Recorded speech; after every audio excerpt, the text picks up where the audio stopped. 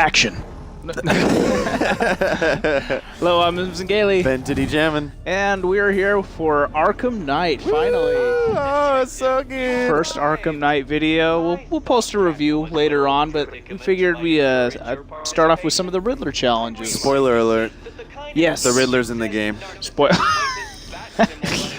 alert, Batman is Bruce Wayne. Yeah. So, this is just a walkthrough of the first Riddle story. It's not a trophy. Okay, so basically, us separating the Riddler from the other Arkham City riddles is that instead of just the trophies and the pictures and all that, they've got these Riddler challenges, which the other one had, where you had to save a hostage, whereas this is more like completing a racing course with your Batmobile. The Batmobile. The Batmobile. Which is, a lot of people have been claiming to be the problem with the game, but I find it to be absolutely a joy. Yeah, I think, people claim too much Batmobile, but to me it's like too much chocolate. You know, there's no such thing. Too much cookies and cream ice cream? Yeah. No, there's no such thing. Yeah. So, as you can see, there's those red bricks, Rubik's Cube bricks up ahead.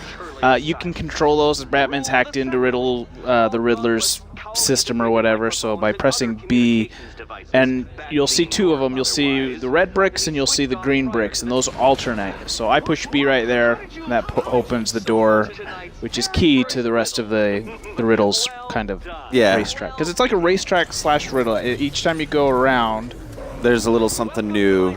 Something changes. Yeah.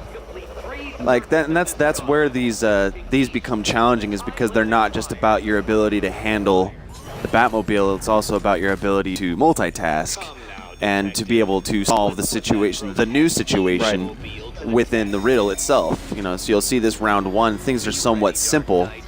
So push B to make that move. Push B to make this red one move. So that you have control over that. You can go left or right. Either one works. On this first lap, you have to complete 3 laps, each timed by him. So if you expire, then you didn't. Yeah, then you got to try it again. Pass it. So now, what I did like about these little sections is that they didn't make you start the whole challenge over again.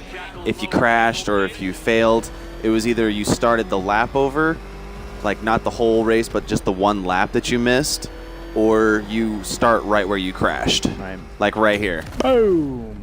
So basically, he starts me right starts off there. right back where he just left off, and I think that was so great because, man, these would be absolutely and positively obnoxious if you had to start all over again. Yeah. Oh, and if you didn't notice, the Batmobile can drive up walls. Yeah. And awesome. And it could be upside down and everything, and yeah. So now this one it switched, so it forces you to go right. You have to use these. So I'm controlling these. These aren't timed, so you do have to do that while you're pushing B at the same time. Yeah. Therefore, that's the whole riddle problem-solving aspect. Is you gotta. Sometimes it can be trial and error. You don't really see what you have to do right away. So that's why it's a puzzle. They're just driving on the wall. Just any other day, just like Batman. Another day in paradise.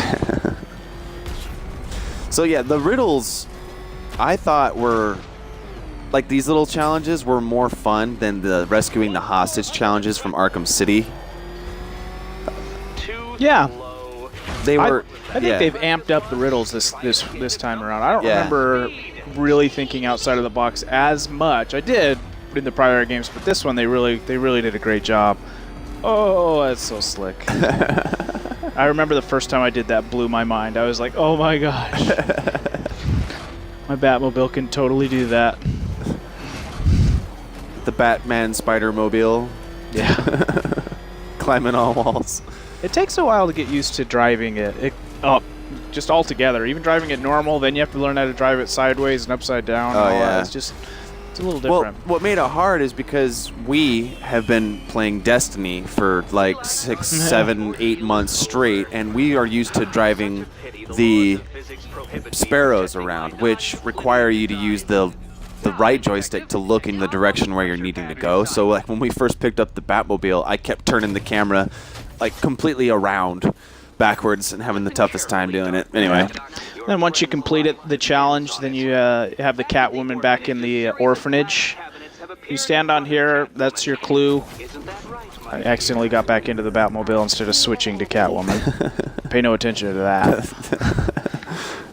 So yeah, this is where, you know, memory comes into play, your ability to see things from different angles. So I liked this part of the riddles. Like, doing the question marks and doing the screen captures were not nearly as fun as these were. Yeah.